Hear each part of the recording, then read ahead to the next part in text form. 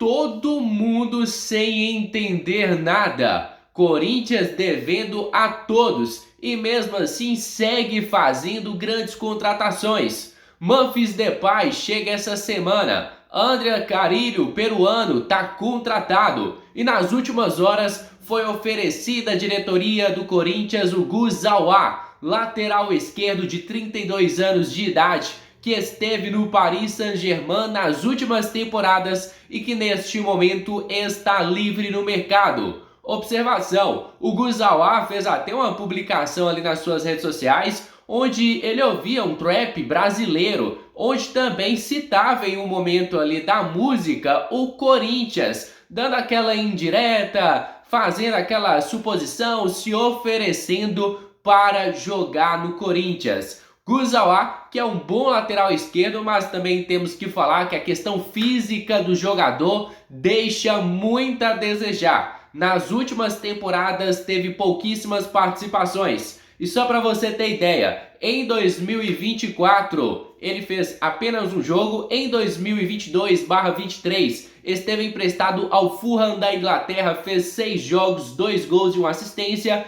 Em 2021/22 fez apenas uma partida. Em 2020/21 ele fez 27 jogos, 1 gol e 1 assistência com a camisa do Paris Saint-Germain. Além do Paris, ele também tem passagem pelo Mônaco da França. E já falo, tecnicamente é um bom lateral esquerdo. Se viesse com contrato de produtividade, poderia ser uma boa oportunidade de mercado para o Corinthians. Mas é um cara que a questão física deixa muito a desejar. E agora eu vou colocar aqui na tela para vocês o que a galera tem falado sobre esta questão financeira do Corinthians. O Mauro César, lá da Jovem Pan, ficou maluco com a irresponsabilidade financeira que o Corinthians tem feito nos últimos dias. A Leila Pereira participou de um podcast e disse ser injusto o que o Corinthians está fazendo.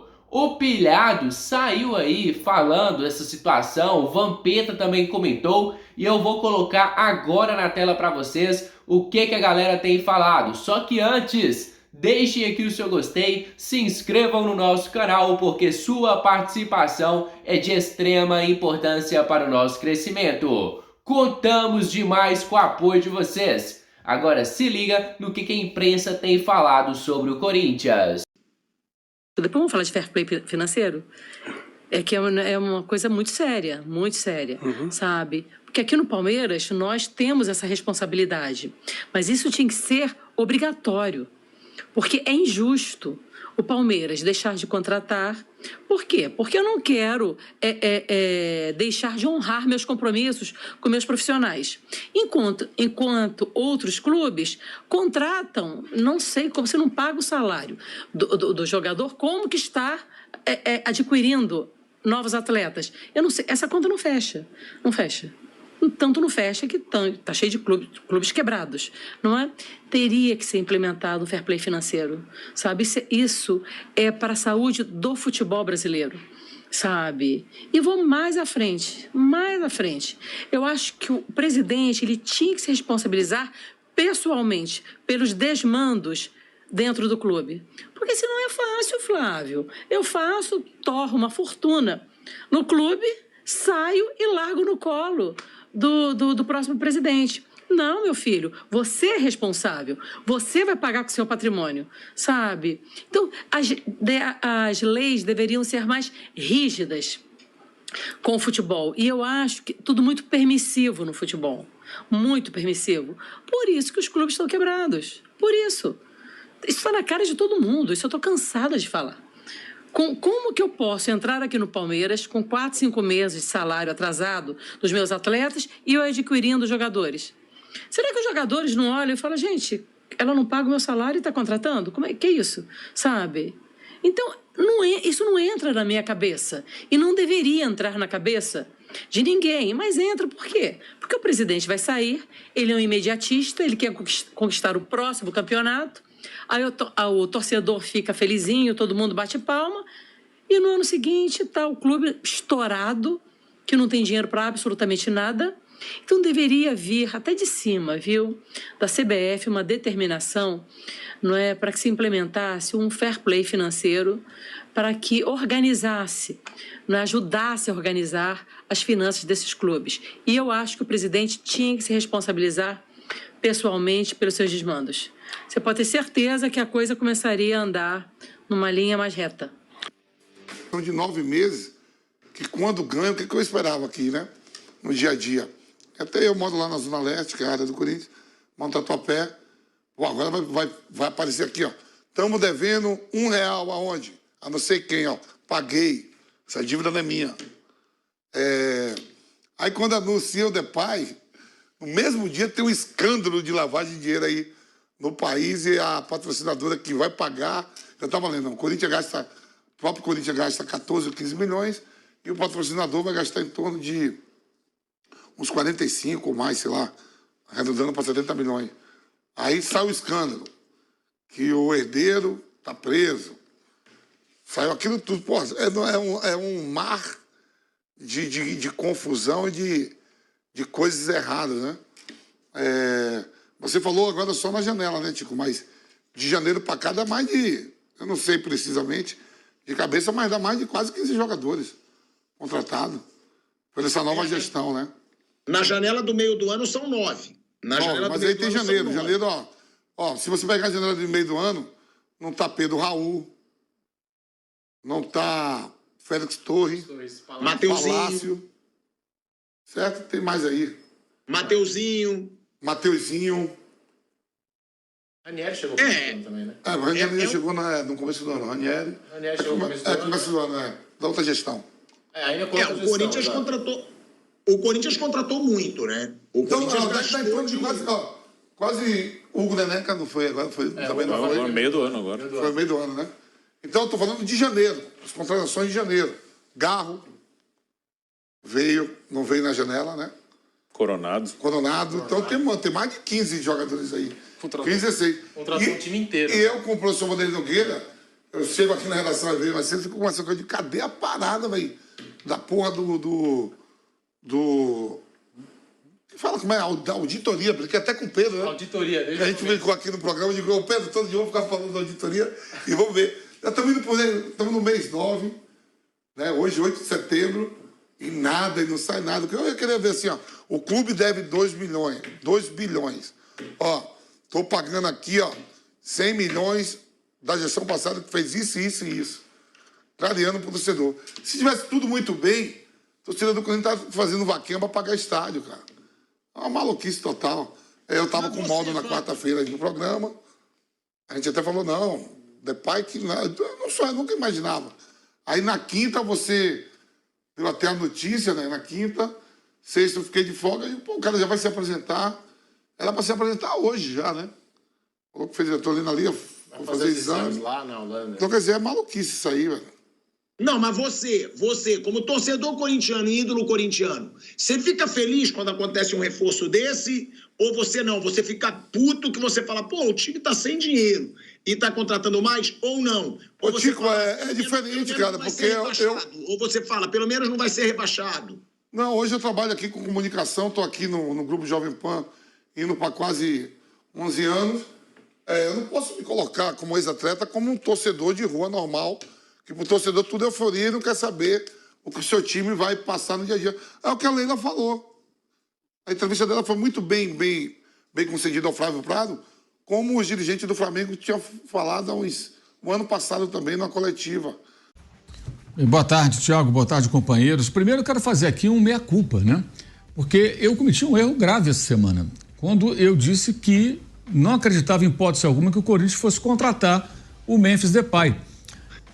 Eu menosprezei a capacidade da diretoria do Corinthians de ser inconsequente, né, na gestão financeira do clube. Realmente, eu achei que não chegariam a tanto, mas eles conseguem. É impressionante. Então, você corintiano, que fala, você disse, eu estava errado. Eu estava errado, sem dúvida eu estava errado. Os caras são capazes, sim, de ir além do que a gente pode imaginar, contratando um jogador que tem gente que fala que é 3 milhões e meio por mês, outros falam que é 3 milhões.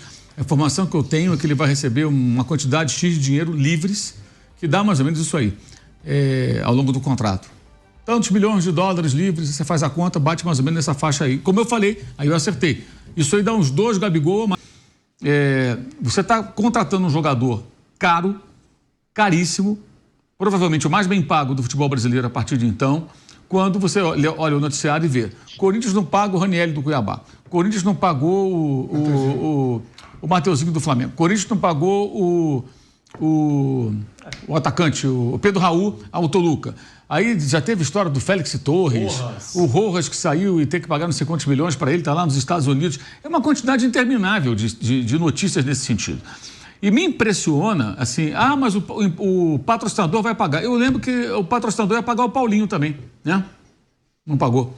Eu lembro também que o patrocinador do começo do ano era o maior do Brasil, ia resolver todos os problemas do Corinthians, né? Parecia que saiu num escândalo nas páginas policiais, com histórias de laranja e tal. Esse patrocinador agora está no noticiário policial da semana também. E é incrível como tem torcedor que acredita nisso, que não entende que o que a gente fala aqui não é para o mal do Corinthians, é pelo bem do Corinthians e pelo bem do futebol brasileiro.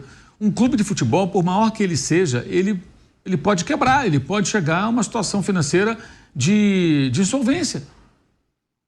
E o Corinthians está caminhando numa direção extremamente perigosa, muito perigosa. E é claro que é injusto, isso é doping financeiro, gente. Você está usando um jogador que você não consegue pagar. O Cruzeiro foi bicampeão da Copa do Brasil, ganhando finais em cima do Flamengo e do Corinthians, com um time que não podia pagar, tanto que explodiu logo depois. Veja as consequências. Agora voltou como SAF, e aí sempre lembrando, virou SAF, é um mundo maravilhoso, enquanto o dono da SAF resolve investir. No momento que custar esse valor, como tudo indica que sim, ele vai custar o Corinthians até o final de 2026 cerca de 14 milhões e 500 mil euros. O Corinthians não tem condições, gente, de fazer uma dívida dessa hoje. Mas o Corinthians é gigante, sim, mas a dívida é gigante também.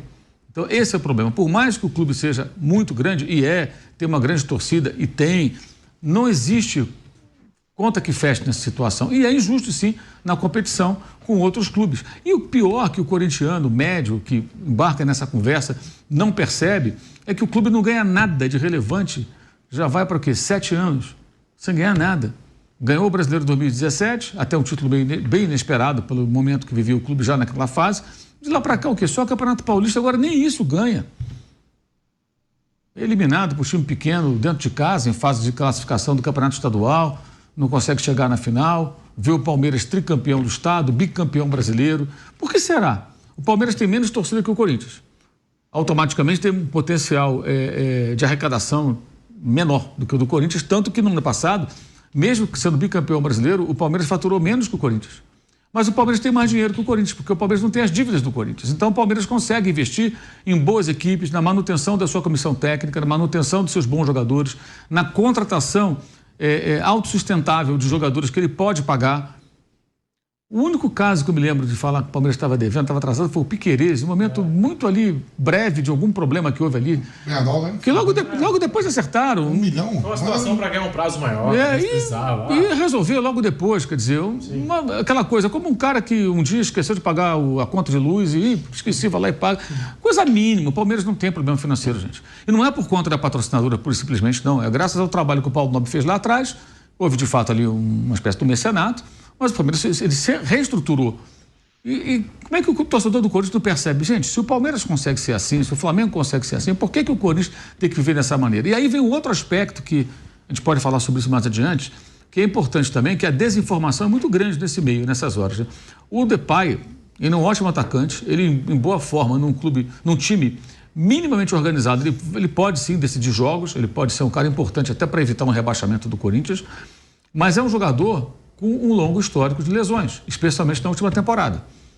Na última temporada, se você pegar o ano do futebol europeu, você tem os 365 dias do ano. Tirou um mês de férias, cai para 330 e pouco. Tem a pré-temporada, que é mais ou menos um mês, cai para os 300 dias mais ou menos, 300 e pouquinho. Ele ficou fora por lesões musculares em maioria, na temporada passada pelo Atlético de Madrid, de 146 dias. Isso dá quase metade da temporada. Ele ficou fora. Então pode ser um Rames Rodrigues do Corinthians, que estava sempre fora de forma, nunca estava em condição, pode ser. Então, assim, essa é uma possibilidade real. E por que ele está vindo para o Brasil? Uma das razões, ele vê o mercado se reduzir na Europa e consegue um salário, uma remuneração muito próxima do que ele ganharia lá, porque se ele não tem espaço no Atlético de Madrid, ele vai ganhar um pouco menos em clubes de menor escala dentro do futebol europeu. Até voltando para a Holanda, por exemplo, não vai ganhar o que ele ganha num time grande da Espanha. Então, ele veio para o Brasil ganhar mais ou menos próximo do que ele teria condições de ganhar lá, mas é um jogador que tem também essa questão. Então, assim, é uma loucura isso aí, é uma loucura. E tem um torcedor bobo, tem um cara que escreveu para mim, você está com inveja, porque eu sou Flamengo. Gente, o torcedor do Flamengo que tiver inveja do Corinthians tem que ser internado numa camisa de força, internado no hospício.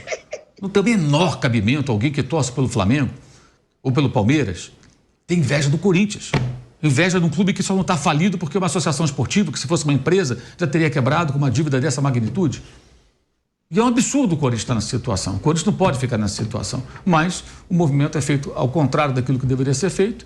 E repito aqui, para quem pegou esse comentário no meio, realmente eu errei, peço até desculpas a todos. Eu achei que eles não seriam capazes, mas eles são capazes. Eles conseguem fazer aquilo que a gente acha impossível, que é uma maluquice a contratação de um jogador tão caro nesse momento da história do clube, da fase financeira do clube.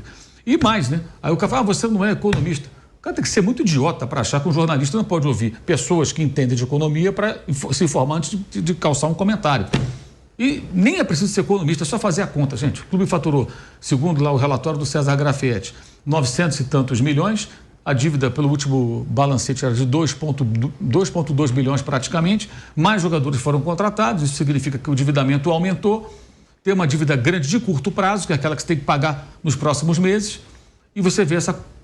Estão batendo na porta, cobrando o Corinthians a todo tempo. Lembra do presidente do Argentino Júnior dando declarações fortíssimas na Argentina contra o Corinthians? É vergonhoso, cara, porque não pagava o Fausto Vera, que eu nem sei que fim levou essa história, foi para o Atlético, como é que isso foi acertado, se foi acertado. É uma contratação já da outra gestão lá atrás.